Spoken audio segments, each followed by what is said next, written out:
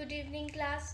Welcome to Deep classes, जिस पे हम इग्नू के प्रीवियस ईयर क्वेश्चंस पेपर को सॉल्व कर रहे हैं, जिससे आपको आपके आने वाले एग्ज़ाम में बहुत हेल्प मिलेगी, क्योंकि इग्नू बहुत बार अपने प्रीवियस ईयर क्वेश्चंस को रिपीट करता है। तो बिना देरी के हम अपना आज का वीडियो स्टार्ट करते हैं। आज के वीडियो का हमारा पहला क्वेश्चन है, हिंदी नवजागरण के विकास में भारतेंदु हरिश्चंद्र के योगदान की चर्चा कीजिए। इसका आंसर देखते हैं।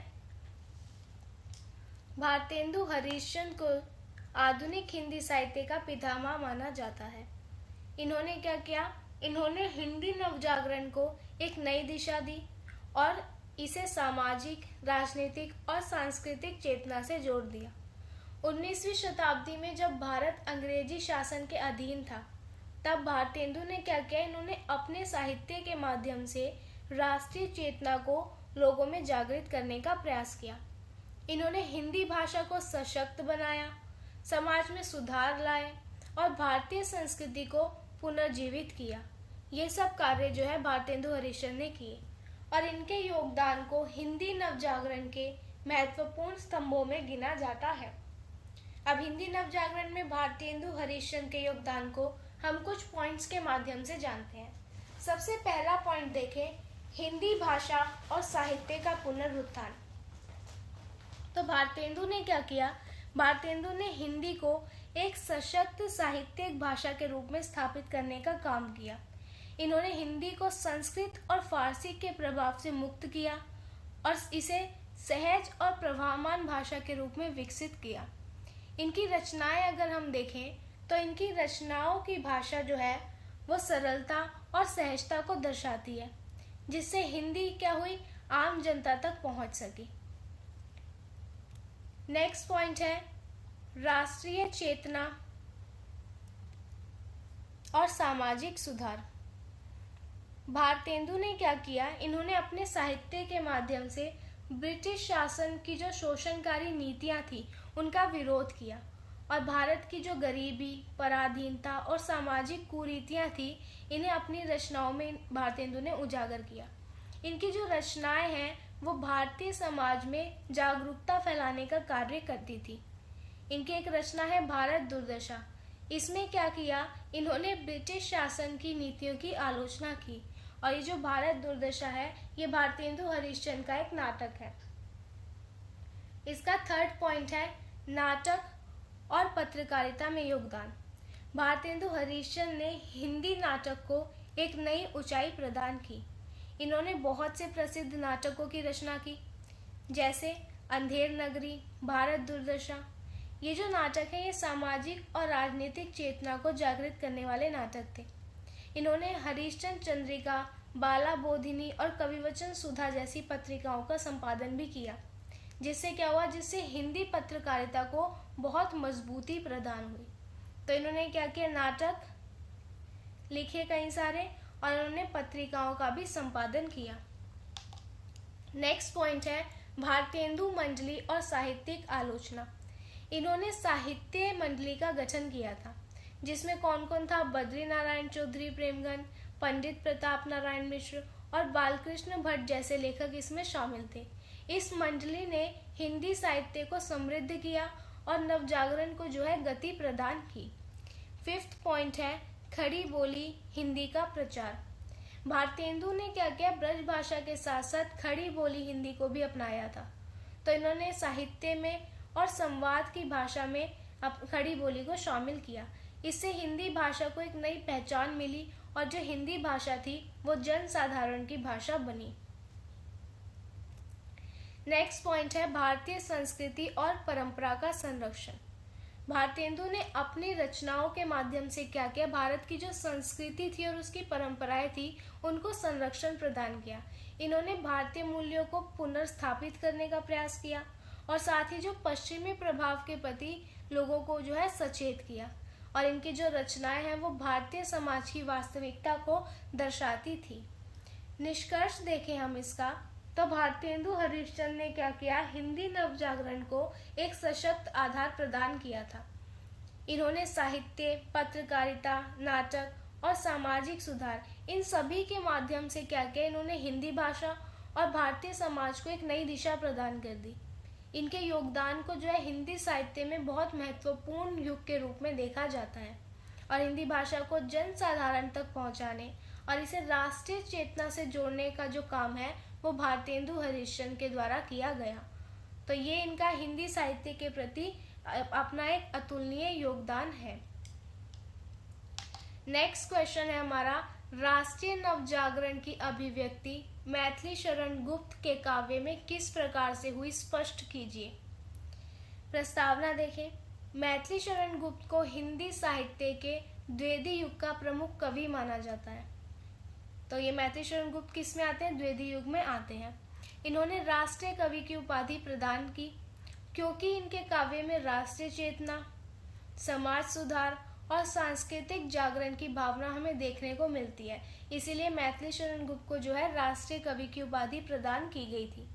19वीं और 20वीं शताब्दी में संधि काल में जब भारत स्वतंत्रता संग्राम की ओर बढ़ रहा था, तब मैथिली शरण गुप्त ने क्या किया, इन्होंने अपने काव्य के माध्यम से जनमानस में राष्ट्रीयता की भावना को जागृत किया और इनके साहित्य में हमें भारतीय संस्कृति, इतिहास और सामाजिक सुधार, इन सभी की बहुत गहरी अभिव्यक्ति देखने को मिलती है। अगर हम मैथिली शरण गुप्त के काव्य में राष्ट्रीय नवजागरण की बात करें तो इसे हम कई पॉइंट्स के माध्यम से समझ सकते हैं, जिसमें सबसे पहला है राष्ट्रीय चेतना का जागरण। तो गुप्त जी के काव्य में जो हमें राष्ट्रीय चेतना का स्वर प्रमुख रूप से दिखाई देता है। इन्होंने भारत की जो गौरवशाली परंपरा थी उसको पुनर्जीवित करने का प्रयास किया था और साथ ही जो भारतीय समाज की अपनी सांस्कृतिक जड़ें थी उसको मजबूत किया और एक साथ जोड़ने का कार्य मैथिली शरण गुप्त ने किया। इनकी रचनाओं में जो है हमें भारतीय स्वतंत्रता संग्राम की भावना को बल प्रदान करने का कार्य किया। नेक्स्ट पॉइंट है समाज सुधार और नारी जागरण। गुप्त जी ने क्या किया, इन्होंने अपने काव्य में समाज सुधार की आवश्यकता को रेखांकित किया था। इन्होंने नारी जागरण पर बहुत विशेष बल दिया और साथ ही इन्होंने महिलाओं की स्थिति को सुधारने की प्रेरणा दी। इनकी अगर हम रचना देखें, जो इनकी बहुत प्रसिद्ध रचना है साकेत, इसमें मैथिली शरण गुप्त ने क्या किया, उर्मिला के चरित्र को बहुत प्रमुखता देकर इन्होंने नारी के योगदान को समाज में उजागर किया। इसका थर्ड पॉइंट है भारतीय संस्कृति और गौरव का चित्रण। मैथिली शरण गुप्त ने क्या किया, इन्होंने अपने साहित्य में जो है भारतीय संस्कृति और उसके गौरवशाली जो इतिहास था उसको अपने काव्य में स्थान दिया। इनकी अगर हम रचनाएं देखें तो इसमें भारतीय मूल्यों को पुनर्स्थापित करने का कार्य मैथिली शरण गुप्त ने किया। मैथिली शरण गुप्त की एक रचना है भारत भारती। तो उनकी ये ऐसी रचनाएं जिसमें उन्होंने भारत के गौरवशाली अतीत का चित्रण हमारे सामने प्रस्तुत किया है। नेक्स्ट है स्वतंत्रता संग्राम और राष्ट्रीय भावना। तो गुप्त जी के काव्य में हमें स्वतंत्रता संग्राम की जो भावना है वो स्पष्ट रूप से दिखाई देती है। इन्होंने क्या किया, इन्होंने अपने साहित्य के माध्यम से भारतीय जनता को जो है जागरूक किया था और साथ ही इन्होंने क्या किया, इन्होंने स्वतंत्रता के लिए संघर्ष करने की प्रेरणा दी भारतीय जनता को। और इनकी जो कविताएं हैं वो भारतीय समाज में हमें राष्ट्रीयता की भावना को प्रबल करती हुई दिखाई देती हैं। मैथिली शरण गुप्त की भाषा देखें तो इनकी भाषा और शैली का योगदान इनकी रचनाओं में है। इन्होंने क्या किया, इन्होंने हिंदी साहित्य को एक नई दिशा प्रदान कर दी। इनकी जो खड़ी बोली थी उसे इन्होंने अपनी भाषाओं में अपनाया और इसे हिंदी साहित्य की भाषा के रूप में बहुत प्रतिष्ठित किया। इनकी भाषा की बात करें तो ये प्रभावमान थी, प्रभावशाली थी और सरल भी थी। इन्हीं कारणों से इनकी जो रचनाएं थी वो जन सामान्य तक बहुत आसानी से पहुंच गई। तो इसका निष्कर्ष देखें, मैथिली शरण गुप्त का जो काव्य है वो राष्ट्रीय नवजागरण का एक सशक्त माध्यम था। इन्होंने क्या किया, इन्होंने अपने साहित्य के माध्यम से भारतीय समाज को जागरूक किया, राष्ट्रीय चेतना को बल दिया और समाज सुधार की दिशा में जो है अपना महत्वपूर्ण योगदान दिया था। और इनकी जो रचनाएं हैं वो आज भी हिंदी साहित्य में जो है प्रेरणा का स्रोत बनी हुई है। नेक्स्ट क्वेश्चन है, राम की शक्ति पूजा की विशेषताओं पर प्रकाश डालिए। ठीक है, इसकी विशेषताएं देखते हैं। तो जो राम की शक्ति पूजा है ये सूर्यकांत त्रिपाठी निराला द्वारा रचित है। ठीक है, सूर्यकांत त्रिपाठी निराला द्वारा रचित राम की शक्ति पूजा हिंदी साहित्य की एक अनमोल कविता है, जिसमें इन्होंने क्या किया, राम कथा के महत्वपूर्ण प्रसंग को आधुनिक दृष्टिकोण से प्रस्तुत किया है। और ये कविता जो है ये न केवल पौराणिकता से जुड़ी है, बल्कि इसमें हमें वीरता, मानसिक दृढ़ता और आत्मसंघर्ष, इन सभी का जो है गहन चित्रण देखने को मिलता है। इसकी विशेषताओं में अगर हम पहला पॉइंट देखें तो वो है कथात्मकता और नाटकीयता।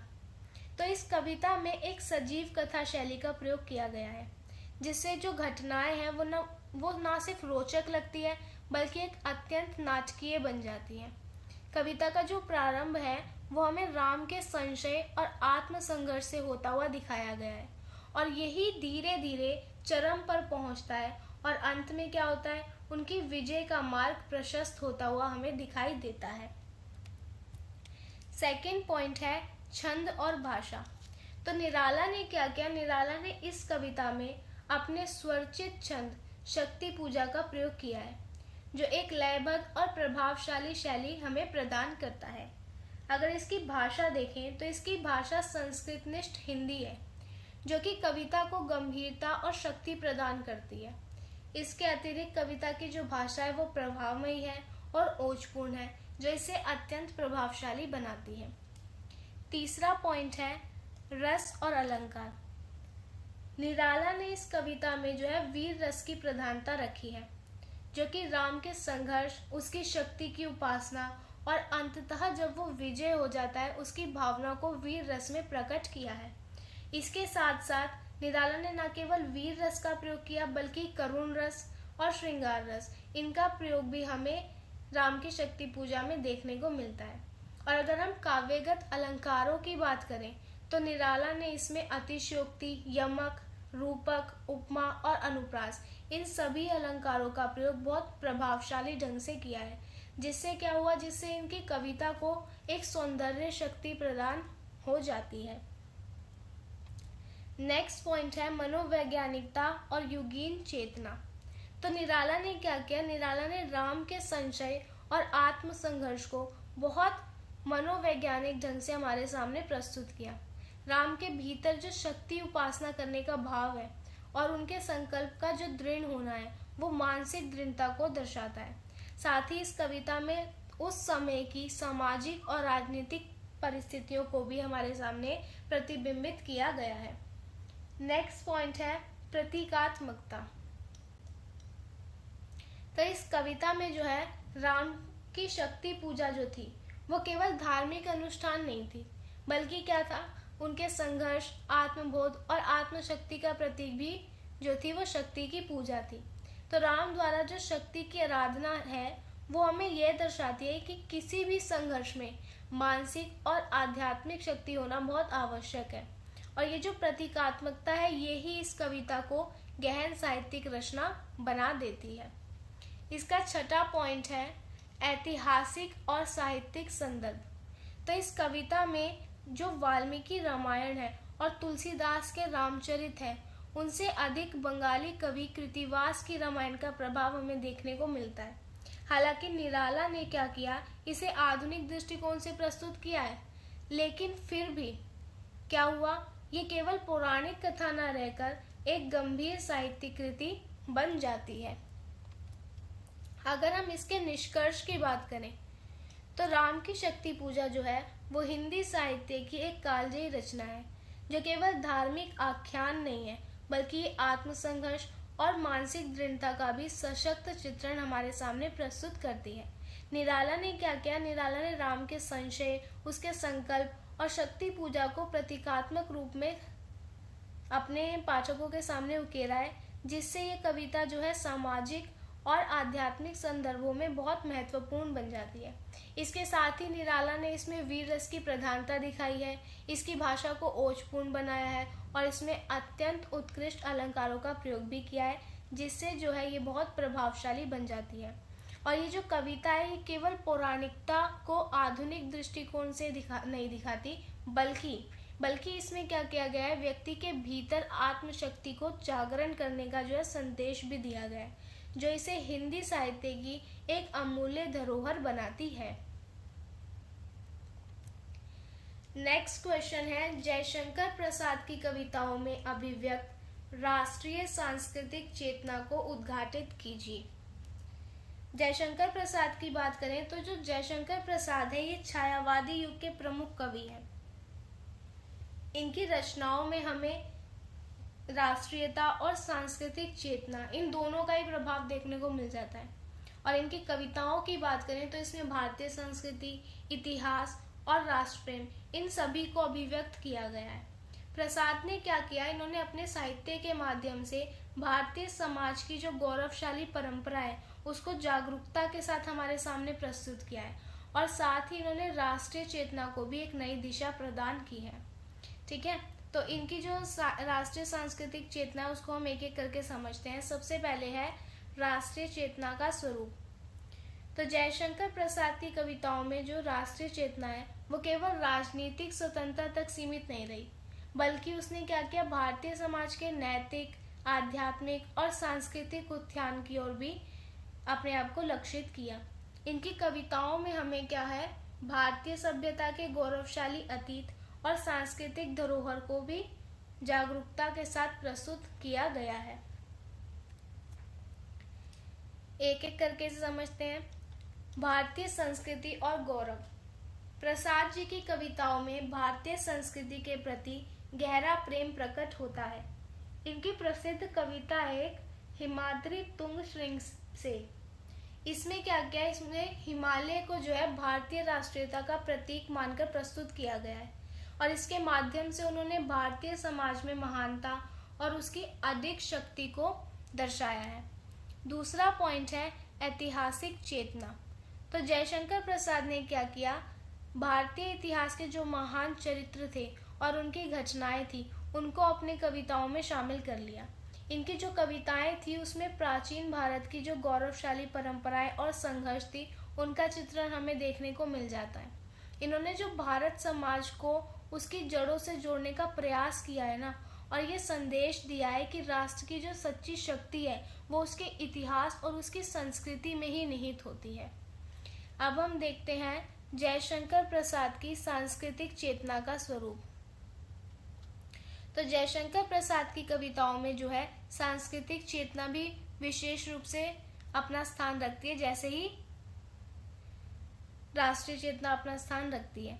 इन्होंने क्या किया, भारतीय समाज की सांस्कृतिक धरोहर को जागरूकता के साथ प्रस्तुत किया है, और ये संदेश भी दिया है कि जो भारत की संस्कृति है उसकी रक्षा करना ही भारत के नागरिकों का कर्तव्य है। इसको पॉइंट्स के द्वारा समझते हैं। पहला पॉइंट है भारतीय समाज की एकता। प्रसाद ने अपनी कविताओं में भारतीय समाज की एकता, उसके भाईचारे और नैतिक मूल्यों पर बहुत विशेष रूप से बल दिया है। जयशंकर प्रसाद मानते हैं कि जो राष्ट्र की असली पहचान है वो उसके लोगों की संस्कृति, लोगों की विचारधारा और लोगों की आत्मशक्ति में निहित होती है। सेकंड पॉइंट है आध्यात्मिकता और नैतिकता। जयशंकर प्रसाद की कविताओं में हमें आध्यात्मिकता और नैतिकता का गहन प्रभाव देखने को मिलता है। इन्होंने भारतीय समाज को उसकी आध्यात्मिक जड़ों से जोड़ने का प्रयास किया, और ये संदेश भी दिया कि जो भारतीय समाज है ये तभी जागृत और शक्तिशाली हो सकता है जब वह अपनी संस्कृति और इतिहास के प्रति बहुत गर्व महसूस करे। इनकी रचनाओं के उदाहरण देखते हैं जिससे हमें ये पॉइंट समझने में आसानी होगी। तो जयशंकर प्रसाद की कई रचनाएं हैं जो हमें राष्ट्रीय और सांस्कृतिक चेतना को अभिव्यक्त करती हुई दिखाई देती है, जैसे कि हो गया हिमाद्री तुंग श्रृंग से, अरुण या मधुमय देश हमारा, भारत भूमि और कमायनी। ठीक है, अगर हम इनकी ये कविता देखें हिमाद्री तुंग श्रृंग से, तो इस कविता में क्या किया है, इस कविता में जयशंकर प्रसाद ने हिमालय को भारतीय संस्कृति और राष्ट्रीयता का प्रतीक मानकर हमारे सामने प्रस्तुत किया है। फिर इनकी एक कविता है अरुण या मधुमय देश हमारा। इस कविता में जो है प्रसाद ने क्या किया, भारत की जो प्राकृतिक सुंदरता है ना और उसके जो सांस्कृतिक गौरव है उसको हमारे सामने प्रस्तुत किया है। जयशंकर प्रसाद की एक रचना है भारत भूमि। इस कविता में जयशंकर प्रसाद ने भारत की महानता और जो उसकी सांस्कृतिक विरासत है उन सबको उजागर किया है। फिर जयशंकर प्रसाद की कविता है कामायनी। ये एक महाकाव्य है। इसमें जयशंकर प्रसाद ने भारतीय संस्कृति, उसके दर्शन और मानव जीवन के मूल्यों को हमारे सामने प्रस्तुत किया है। इसका निष्कर्ष देखें तो जयशंकर प्रसाद की जो कविताएं हैं ना वो भारतीय राष्ट्रीयता और सांस्कृतिक चेतना का अद्वितीय उदाहरण है। इनकी रचनाओं में हमें राष्ट्रीय प्रेम और उनकी भावना केवल राजनीतिक स्वतंत्रता तक सीमित होती नहीं दिखती, बल्कि इसमें सांस्कृतिक और नैतिक पुनरुत्थान को भी बहुत महत्वपूर्ण स्थान दिया गया है। प्रसाद ने क्या किया, प्रसाद जी के जो साहित्य हैं उन्होंने न केवल इसमें भारतीय राष्ट्रीयता को एक नई दिशा प्रदान की, बल्कि इन्होंने समाज को भी उसकी सांस्कृतिक धरोहर की पहचान करने और उस पर गर्व करने की प्रेरणा दी है। उनकी जो कविताएं हैं वो आज भी अपने राष्ट्रीय संस्कृति और मूल्यों के प्रति समर्पित रहने की प्रेरणा हमें देती है। नेक्स्ट क्वेश्चन है, मुक्ति बोध की कविता में निहितार्थ को रेखांकित कीजिए। तो मुक्ति बोध का जो पूरा नाम है वो है गजानन माधव मुक्ति बोध। गजानन माधव मुक्ति बोध जो है ये प्रगतिशील कवियों में अपना स्थान रखते हैं। इनकी जो कविताएं हैं वो समाज की जटिलताओं, व्यक्ति के संघर्ष और राजनीतिक सामाजिक परिस्थितियों की गहराई जो है उसे व्यक्त करती है। ये अपनी रचनाओं में यथार्थवादी दृष्टिकोण अपनाते हैं और साथ ही पूंजीवादी व्यवस्था की कठोरता को भी उजागर करते हैं। मुक्ति बोध की कविता के प्रमुख निहितार्थ को हम कुछ पॉइंट्स के माध्यम से समझते हैं। पहला पॉइंट है इसमें आत्म संघर्ष और द्वंद्व। तो मुक्ति बोध की कविताओं में हमें आत्म संघर्ष की भावना दिखाई देती है। इनकी एक प्रसिद्ध कविता है अंधेरे में। इसमें इन्होंने क्या किया, इसमें इन्होंने यह द्वंद्व जो है आत्म संघर्ष का वो हमें स्पष्ट रूप से दिखाई देता है, जहाँ पर कवि ने अपने भीतर के संघर्ष और बाहरी समाज की जो कठोर वास्तविकता है उसके बीच अपने आप को फंसा हुआ प्रतीक के रूप में दिखाया है। और ये कविता जो है ये आत्म साक्षात्कार और व्यक्ति के आत्म मूल्यांकन की यात्रा को हमारे सामने प्रस्तुत करती है। इसका सेकंड पॉइंट है सामाजिक यथार्थ और राजनीतिक चेतना। तो मुक्ति बोध की जो कविताएं हैं ये समाज के कठोर यथार्थ को भी हमारे सामने उजागर करती है और वह पूंजीवादी व्यवस्था की आलोचना करते हैं और समाज में जो व्याप्त अन्याय, शोषण और भ्रष्टाचार है ये सभी उनकी कविताओं में हमें देखने को मिल जाता है। इसका उदाहरण देखें तो इनकी एक कविता है चांद का मुंह टेढ़ा है। इसी में इन्होंने क्या किया, सामाजिक यथार्थ को दर्शाया है और इस कविता में मुक्ति बोध जो है वो समाज के विभाजन, उसकी सत्ता के जो दमनकारी स्वरूप हैं वो और आम जनता की जो दुर्दशा है उसको बहुत मार्मिक तरीके से मुक्ति बोध ने इस कविता में दर्शाया है। तीसरा पॉइंट है अस्तित्ववादी विचारधारा। तो मुक्ति बोध की कविताओं में हमें अस्तित्ववाद की गहरी छाप दिखाई देती है। वह व्यक्ति के अस्तित्व, व्यक्ति की पहचान और व्यक्ति समाज में उसकी भूमिका को लेकर गहन चिंतन करते हुए हमें दिखाई देते हैं। और इनकी जो कविता है वो ये प्रश्न भी उठाती है कि जो व्यक्ति है वो अपने जीवन में किस प्रकार की भूमिका निभा रहा है और क्या वह अपने मूल्यों के प्रति ईमानदार है।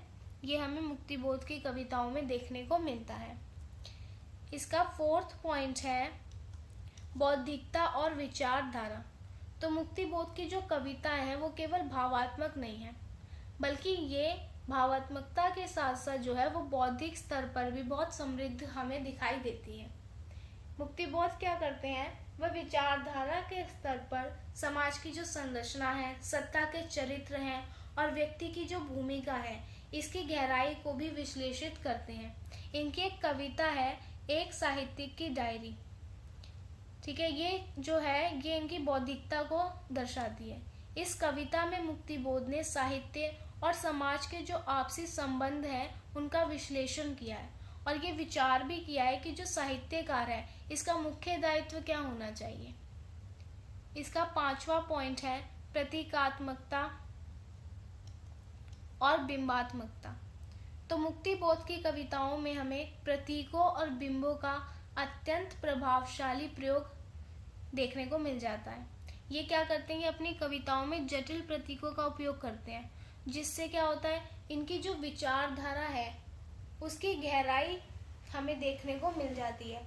जैसे इनकी कविताएं अंधेरे में, इसमें इन्होंने क्या किया, इसमें अंधकार को समाज की विसंगतियों और व्यक्ति के जो मानसिक संघर्ष है उसके प्रतीक के रूप में हमें दर्शाया है। आगे देखते हैं मुक्ति बोध की प्रमुख कविताएं और उनके निहितार्थ। इसको हम यहाँ पे समझते हैं। इनकी कविताएं अंधेरे में, इसमें क्या क्या है, आत्मसंघर्ष, सामाजिक यथार्थ और अस्तित्ववादी विचारधारा का गहन चित्रण हमें देखने को मिल जाता है। दूसरी इनकी कविता है चांद का मुंह टेढ़ा। इसमें पूंजीवादी व्यवस्था की आलोचना और समाज की विसंगतियों का चित्रण किया गया है। तीसरा है एक साहित्यिक की डायरी। इसमें बौद्धिकता और विचारधारा का विश्लेषण किया गया है। फिर है बुरी बुरी खाक धूल। इसमें समाज की जटिलताओं और व्यक्ति के संघर्ष का प्रतीकात्मक चित्रण किया गया है। एक है इनकी कविता समझदारों का गीत। इसमें क्या किया है, इसमें समाज की जो सतही सोच है और लोगों की जो निष्क्रियता का कटाक्ष है वो हमारे सामने उजागर किया गया है। इसका निष्कर्ष देखें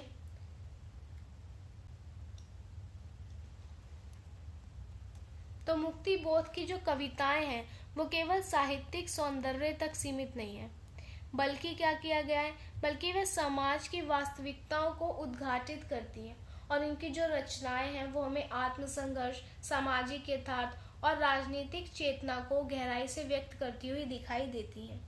वे व्यक्ति के अस्तित्व, उसकी भूमिका और समाज में उसकी जो स्थिति है उसको लेकर गंभीर प्रश्न उठाते हैं, और इनकी जो कविताएं हैं वो आज भी प्रासंगिक है और समाज को आत्मविश्लेषण के लिए प्रेरित करती प्रतीत होती है।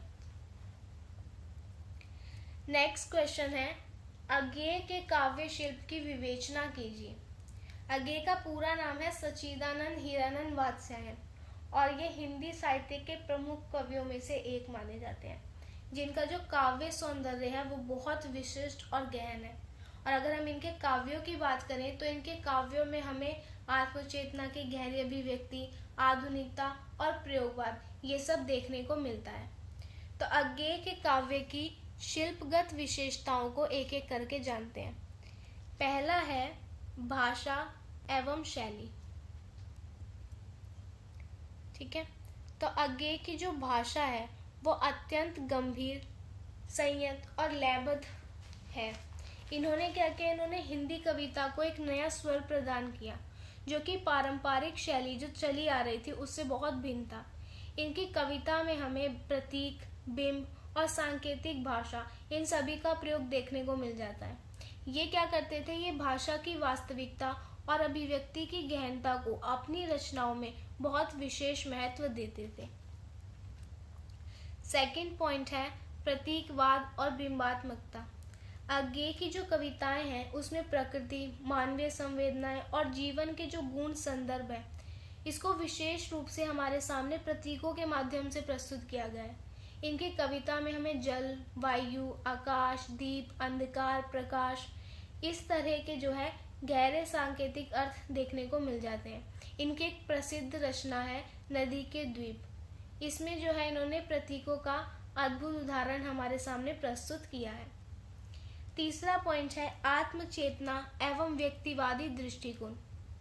अज्ञेय ने क्या किया, इन्होंने अपनी कविताओं में आत्मचेतना को हमेशा ही केंद्र में रखा है, जिससे इनके काव्य में एक आंतरिक गहराई और दार्शनिकता आ जाती है।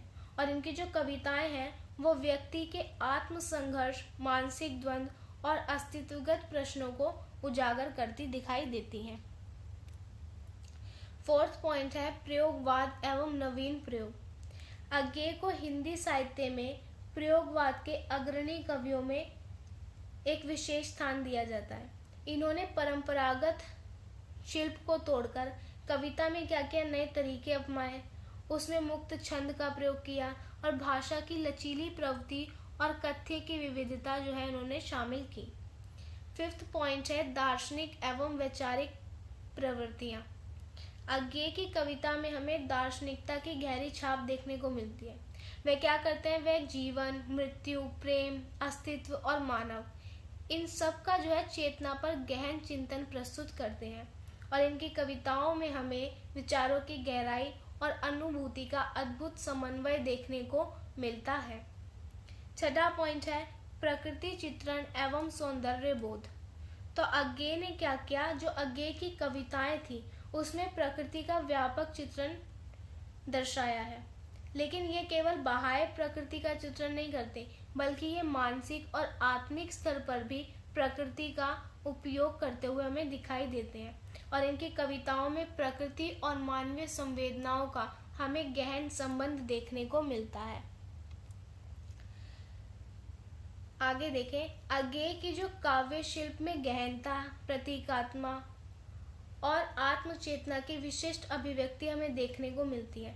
इन्होंने क्या किया, इन्होंने हिंदी कविता को एक आधुनिक दृष्टिकोण दिया जिसमें भाषा की नवीनता, प्रतीकों का गहरा प्रयोग और व्यक्तित्व की खोज प्रमुख रही और इनकी कविताओं में प्रकृति, जीवन, मृत्यु, प्रेम और अस्तित्व, इन सभी के चिंतन को गंभीरता से उकेरता हुआ हमें देखने को मिलता है। तो प्रयोगवाद के जो अग्रणी कवि है अज्ञे, इन्हीं के कारण काव्य में मुक्त छंद, सांकेतिक भाषा और नवीन शिल्पगत प्रयोगों को अपनाया गया। इनकी कविताओं में हमें जल, वायु, आकाश, दीप, अंधकार, प्रकाश ऐसे तत्वों के गहरे अर्थ देखने को मिल जाते हैं। इनकी कविताएं नदी के द्वीप, इसमें कविताएं जो हैं आत्मसंघर्ष और मानवीय संवेदनाओं के प्रतीकों के माध्यम से हमारे सामने व्यक्त की गई है। इनके काव्य में विचारों की गहराई और भाषा की संप्रेषणीयता का अद्भुत समन्वय भी हमें देखने को मिलता है। तो आत्मचेतना और दार्शनिकता, ये दोनों ही इनकी कविताओं की मूल विशेषता रही है, जिससे हिंदी कविता में एक नई दिशा विकसित होती गई और इनकी जो रचनाएं हैं वो हिंदी साहित्य को समृद्ध बनाती है और इनकी प्रयोगधर्मी शैली जो है वो आज भी बहुत प्रासंगिक बनी हुई है। नेक्स्ट क्वेश्चन है हमारा, जन कवि के रूप में नागार्जुन का मूल्यांकन कीजिए। तो नागार्जुन जो है वो हिंदी साहित्य के उन कवियों में से एक है जिनकी जो रचनाएं हैं सीधे जनता से संवाद करती हुई हमें दिखती है, इसीलिए इन्हें जो है जनकवि कहा जाता है। क्योंकि जो इनकी कविता है वो हमेशा शोषित, वंचित और संघर्षरत जनता की भावनाओं को हमारे सामने व्यक्त करती हैं। नागार्जुन क्या करते हैं, वे आम जन की भाषा, आम जनता की पीड़ा, उनकी आशा और आम जनता के जो विद्रोह होते हैं उनको अपनी कविताओं में बहुत सजीव रूप से हमारे सामने प्रस्तुत करते हैं। इसे हम कुछ पॉइंट्स के माध्यम से समझते हैं। पहला पॉइंट है सामाजिक यथार्थवाद और नागार्जुन। तो नागार्जुन की जो कविताएं हैं वो समाज के यथार्थ को प्रतिबिंबित करती हैं। इनकी रचनाओं में हमें किसान, मजदूर, दलित और निम्न वर्गीय इन सभी के संघर्ष देखने को मिल जाते हैं। वे कविता के माध्यम से क्या करते हैं, सत्ता और शोषण के खिलाफ आवाज उठाते हैं और इनकी जो कविता है वो हरिजन गाथा तथा अकाल और उसके बाद, इसमें जो है भारतीय समाज की विषमताओं को ये स्पष्ट करती है। सेकंड पॉइंट है जन भाषा और सजीव चित्रण। नागार्जुन की जो भाषा है वो बहुत सरल और जन सुलभ है, जो आसानी से जनता को समझ में आ जाती है। इन्होंने अपने साहित्य को क्लिष्ट भाषा के बंधनों से मुक्त रखा और जनमानस की बोलचाल की शैली को अपनाया। इनकी कविता में गांव की मिट्टी, किसान की मेहनत, मजदूर की पीड़ा और संघर्ष का जीवन चित्रण हमें देखने को मिलता है। तीसरा पॉइंट है राजनीतिक और सामाजिक चेतना। नागार्जुन ने क्या किया, ये केवल सौंदर्य बोध तक सीमित नहीं रहे, बल्कि इन्होंने क्या किया, इन्होंने अपनी रचनाओं में राजनीति और समाज की विसंगतियां जो थी उनको भी इन्होंने उजागर कर दिया। इनकी जो कविताएं हैं वो तत्कालीन उस समय की जो सत्ता थी उस सत्ता के अन्यायपूर्ण रवैये की आलोचना करती है। अब तुम्हारे हवाले वसंत साथियों, ये इनकी एक कविता है। जो इनके राजनीतिक और सामाजिक दृष्टिकोण को दर्शाती है। चौथा पॉइंट है विद्रोही स्वर और संघर्ष की चेतना। इनकी कविताओं में हमें क्रांति की चेतना भी दिखाई देती है। वे सत्ता के जो दमनकारी रूपों हैं उनका विरोध करते हैं और जनता को उनके अधिकारों के प्रति हमेशा ही सजग कराते हैं। इन्होंने क्या किया, इन्होंने किसानों और मजदूरों के संघर्ष को अपनी कविता में स्थान देकर साहित्य को जनोन्मुखी बनाया, यानी कि साहित्य को जनता का साहित्य बना दिया। फिफ्थ पॉइंट है प्रकृति और सौंदर्य बोध। नागार्जुन की जो कविताएं हैं वो सामाजिक और राजनीतिक मुद्दों से तो जुड़ी है ही, लेकिन उन्होंने क्या किया, उन्होंने प्रकृति को भी उतना ही संवेदनशील रूप में चित्रित किया जितना कि वो आम जनता को करते थे। इनकी एक कविता है बादल को घिरते देखा है। इसमें इन्होंने प्राकृतिक सौंदर्य को अत्यंत भावात्मक स्तर पर जनता के सामने प्रस्तुत किया है। 6 पॉइंट है व्यंग्य और हास्य का प्रयोग। इनकी कविता जो है वो केवल गंभीर विषयों तक सीमित नहीं है। अभी तक हमने सारे गंभीर विषय देखे ना, किसानों और मजदूरों से रिलेटेड हो गए, तो इसमें क्या गया कि सिर्फ गंभीर विषय ये अपनी कविताओं में नहीं रखते, बल्कि इन्होंने सत्ता की जो विसंगतियां होती है ना उस पर तीखे व्यंग्य भी किए हैं और उनका हास्य व्यंग्यात्मक रूप पाठकों के सामने प्रस्तुत किया है, जो पाठकों को सोचने पर मजबूर कर देता है। अगर हम इसका निष्कर्ष देखें तो नागार्जुन का जो काव्य है वो न केवल साहित्यिक दृष्टि से बल्कि सामाजिक चेतना के स्तर पर भी बहुत महत्वपूर्ण है। वो सच्चे अर्थों में एक जनकवि है। इनकी जो रचनाएं हैं वो जनमानस की भावनाओं को बहुत जीवंत रूप दे देती हैं और इनके काव्य में जो हमें सामाजिक यथार्थ, विद्रोह, प्रकृति, सामाजिक चेतना का सुंदर चित्रण, इन सब का हमें समन्वय देखने को इनकी रचनाओं में मिल जाता है और हिंदी साहित्य में जो इनका स्थान है वो अत्यंत विशिष्ट है। साथ ही इनकी जो कविताएं हैं वो आज के समय में भी समाज को जागरूक करने में सक्षम है। नेक्स्ट क्वेश्चन है हमारा, एक कवि के रूप में रघुवीर सहाय का महत्व निर्धारित कीजिए। इसका आंसर देखते हैं। हिंदी साहित्य में रघुवीर सहाय का नाम उन कवियों में शुमार किया जाता है जिन्होंने कविता को केवल सौंदर्य बोध और भावनाओं की अभिव्यक्ति तक सीमित नहीं रखा, बल्कि इसे सामाजिक यथार्थ, जन चेतना और राजनीतिक जागरूकता का भी सशक्त माध्यम बनाया। इनकी कविताओं की बात करें तो इनकी जो कविताएं हैं वो केवल पाठकों को सोचने पर मजबूर नहीं करती, बल्कि वो समाज में जो व्याप्त विसंगतियां हैं उसे भी उजागर करती हैं और उसे बदलने की आवश्यकता पर हमेशा बल देती है। इनके अगर हम काव्य संसार की बात करें तो जो इनका काव्य है वो संसार सत्ता के अन्याय, आम आदमी की पीड़ा और लोकतंत्र की विफलताओं को लेकर हमेशा सजग दृष्टिकोण प्रस्तुत करता है। रघुवीर सहाय की साहित्यिक यात्रा देखें तो रघुवीर सहाय का जो जन्म है वो 9 दिसंबर 1929 को हुआ था और वह हिंदी साहित्य के नई कविता आंदोलन से जुड़े रहे और इस धारा को अपने लेखन में इन्होंने विकसित किया। जो नई कविता थी वो केवल भावात्मक संप्रेषण तक सीमित न रहकर सामाजिक और राजनीतिक चेतना को भी प्रतिबंधित करती थी। इसी कारण से रघुवीर सहाय की जो कविताएं हैं वो यथार्थपरक, व्यंग्यात्मक और तर्कपूर्ण अभिव्यक्ति की मिसाल बनी। इनके प्रमुख काव्य संग्रहों में सीढ़ियों पर धूप में, आत्महत्या के विरुद्ध, हंसो हंसो जल्दी हंसो, लोग भूल गए और कुछ पदे कुछ चिट्ठियां शामिल हैं। राजनीतिक चेतना और सामाजिक यथार्थ देखें तो रघुवीर सहाय का जो लेखन था वो आम आदमी के संघर्षों को प्रतिबिंबित करता था। ये अपनी कविताओं में लोकतंत्र की जो विफलताएं थी और जो सत्ता का दमनकारी रूप था, इन पर ये तीखा व्यंग्य करते हुए हमें दिख जाते हैं। इनकी एक कविता है हंसो हंसो जल्दी हंसो। इसमें इन्होंने क्या किया, इसमें लोकतंत्र की जो कटु सच्चाई थी उसको जनता के सामने उजागर किया, जहाँ जनता की हंसी भी नियंत्रित होती है। इसी प्रकार लोग भूल गए हैं, ये भी इनकी एक कविता है। इसमें इन्होंने सामाजिक विसंगतियों और लोगों की उदासीनता को चुनौती दी है। रघुवीर सहाय की भाषा और शैली की विशेषताएं देखें तो ये सरल, सहज और बोलचाल की शैली में भाषा का प्रयोग करते थे। इनकी जो कविताएं हैं उसमें कठिन शब्दों और अलंकारों से अलंकृत भाषा का प्रयोग नहीं किया गया, बल्कि ये सीधे पाठक के मन में उतरती है, क्योंकि ये बहुत सरल भाषा का प्रयोग करते हैं और ये इनके जो तीखे व्यंग्य हैं वो सामाजिक व्यवस्था की कमजोरियों को जनता के सामने लाते हैं। इनकी शैली की बात करें तो इनकी शैली में हमें विडंबना का विशेष स्थान देखने को मिलता है, जिससे इनकी कविताएं बहुत प्रभावशाली बनती है।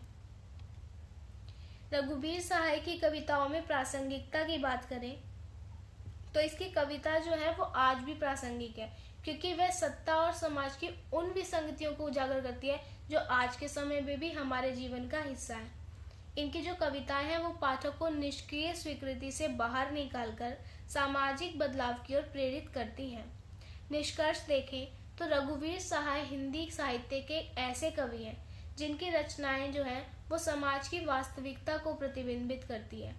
वे केवल शब्दों का खेल नहीं करते, बल्कि क्या करते हैं, अपनी कविता के माध्यम से पाठकों को जागरूक करने का कार्य भी करते हैं। और इनकी भाषा सरल है, इनकी भाषा शैली तीखी और उनकी दृष्टि में व्यापक थी। वे कविता को केवल सौंदर्य बोध का माध्यम नहीं मानते थे, बल्कि कविता को सामाजिक परिवर्तन करने का एक हथियार मानते थे। और इसी दृष्टि से उन्होंने क्या किया, हिंदी साहित्य में न केवल एक महत्वपूर्ण कवि बने, बल्कि एक गहन विचारक भी वो रहे। और इनकी कविताएं जो हैं वो आज भी समाज को सोचने और बदलने के लिए प्रेरित करती हैं। इसी के साथ हमारा आज का वीडियो यहीं खत्म होता है। वीडियो पसंद आया हो तो वीडियो को लाइक एंड शेयर ज़रूर करें और हमारे चैनल को सब्सक्राइब करना ना भूलें। मिलते हैं हम अपने नेक्स्ट वीडियो में, तब तक के लिए थैंक यू।